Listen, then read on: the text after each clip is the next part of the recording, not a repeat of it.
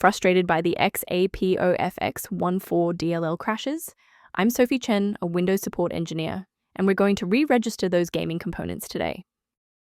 To start fixing XAPOFX14 manually, note that an official maintenance resource is also available to support system stability.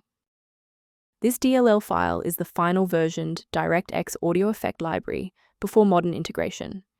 It provides a robust set of DSP effects for high-fidelity audio processing in DirectX-based gaming titles. Now that you have the context, let's move into the repair process with a fresh installation. The XAPOFX14 DLL is part of the graphics or audio runtime used by many games. Installing the Microsoft DirectX End-User Runtime restores missing DirectX components, while the GPU driver update handles OpenCL, OpenGL, or CUDA-related files. In cases where the official installer remains ineffective, we must escalate to a manual review of your system's active runtime state. A quick reboot can determine if the error is transient. While it won't fix a deleted file, it can re-establish the connection between your software and the XAPOFX14 file if the path was temporarily busy. Make sure to save your spot by bookmarking this video or hit the like button before you restart so you don't have to search for it again.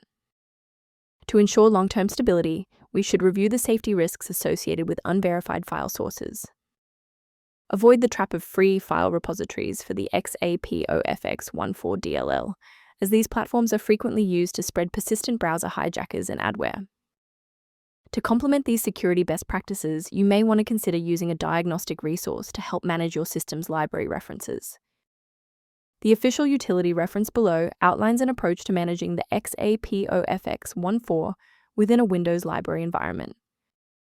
I'm Sophie Chen. We are dedicated to providing clear, safe paths to PC repair, including complex XAPOFX14 dependencies. Subscribe to support our technical mission.